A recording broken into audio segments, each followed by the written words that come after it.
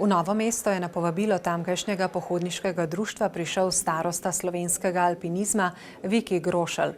V avli osnovne šole Bršljin je predstavil svojo najnovejšo knjigo Mojih 33 odprav. Svojo alpinistično pot je sicer začel že leta 1975. Ta njegova zadnja knjižna zgodba se je oblikovala do leta 2022, ko je praznoval 70 let. Ko sem nekako se vračal iz te svoje 33. odprave in počasi ugotovil, da je mogoče pa čas, da mojemu angelu varuhu, ki mi je tle zelo zmatran, sedi za vratom, dam malo odmora in sem se nekako odločil, da je čas, da te odprave v najvišja gorstva sveta počasi zaključim, še kolikor toliko zdrav in pri močeh. In takrat je nekako prišel do te knjige. Nekaj mesecev sem intenzivno pisal, spomladi leta 2023 sem jo oddal, jeseni je izšla in lahko rečem, da je bila izjemno dobro sprejeta. Predgovor za knjigo je napisal Reinhold Messner, ki velja za enega največjih alpinistov na svetu vseh časov. V enem samem letu nam je uspelo pravzaprav razprodati, tako da je zdaj tule, ko sem pri vas v Novem mestu, pravzaprav imam s seboj že knjige iz tega prvega ponatisa. Tako da knjiga živi eno tako lepo svoje življenje, predstavljam jo ne samo po Sloveniji, tudi po tujini. In kot pravim, lepo sprejeta, to me samo dodatno veseli in počasi seveda se že oziram proti 20, ki pa tudi že nastaja. Mi smo pogovarjali se, koga pravzaprav povabiti, in Viki je ena taka persona, ki je verjetno lahko rečemo kar številka ena danes v slovenskem alpinizmu. Pravzaprav ima za sabo 8 tisočakov. Prvi Slovenec, ki je smučal iz višine nad 8 tisoč in tako naprej. In ni bilo težka izbira. Ko skoraj pol stoletja preživiš v najvišjih gorah sveta, te to seveda močno zaznamuje. Še vedno zelo intenzivno hodim v Himalajo, ne več tako ekstremno visoko, ampak predvsem zaradi teh svojih humanitarnih projektov, ki jih imam dol kar nekaj.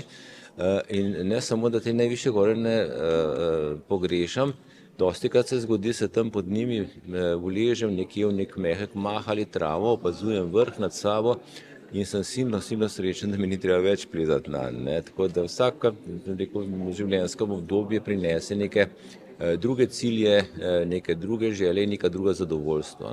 Tako da jasno je, da se bom vračal v Himalajo, najvišje gorstva sveta, pa tudi še kam drugam po svetu, na kakšne gore, do konca svojega življenja, ampak seveda z nekako, lahko bi rekel, mehko bolj umirjenimi cilji.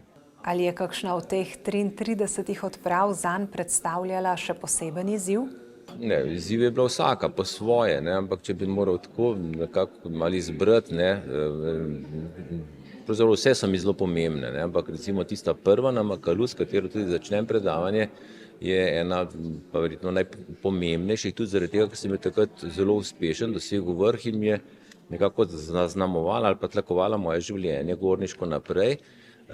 Še eno bi tudi izpostavil, ki je tudi v predavanju potem lepo predstavljena, to je odprava na Antarktiko, torej celino na dnu sveta, ki jo ocenjujem za svojo najlepšo odpravo. Ne najtežjo, to je za vse ostale tiste himalajske na najvišje vrhove, ampak eno najlepših, ker smo bili v enem takem res osupljivo prvinskem svetu, kot Antarktika je, in tista doživetja so nekako neizbrisna. Alpinizem, še posebej vrhunski, je neločljivo povezan tudi z veliko mero adrenalina. Mi sploh nismo vedeli, da se govori, da je to adrenalin, kar nas nekako spremlja, ampak drugače ta intenzivnost doživljanja za mene ni povezana samo z ekstremnimi nevarnostmi ali pa z ekstremnimi izpostavljanji.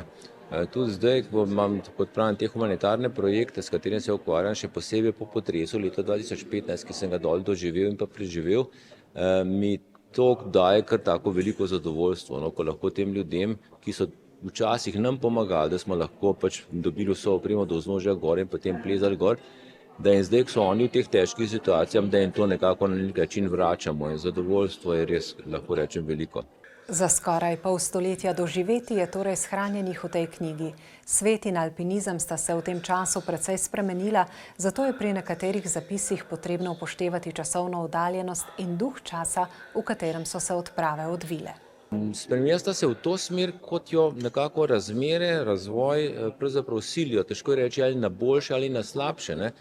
Prav gotovo pa danes, ne, mladim vrhunskim slovenskim plezalcem ni lahko in jim je prav nič ne zavidam, kajti v Himalaji pač tako ali pa na teh najvišjih vrhovih vse težje in težje stvari so se vedno plezale, na koncu seveda so ostali samo tiste najtrši, najhujši problemi, ne. Tako da, če sem kdaj vesel za to, da sem zdaj v teh, kot v šali rečem, poznih mladih letih, sem pa zaradi tega, da mi zdaj ni treba še enkrat začenjati to ekstremno zahtevno pot, ne. In kot pravim, mlade slovenske plezalce, ki absolutno sodijo tudi v sam svetovni vrh, iskreno podpiram in jim želim veliko uspeha.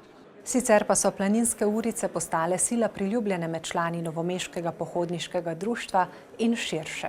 Tukaj niso samo planinci oziroma člani planinskih društev iz Novega mesta, ampak so širša publika, skratka vsak, ki mu je nekako planinstvo, ko ne rečem, ena taka pozitivna stvar in bi rad tudi kaj slišal iz prve roke z vrhunskega alpinista, ki je danes pred nami. V društvu se ukvarjajo tudi z nekaj prijetnimi skrbmi.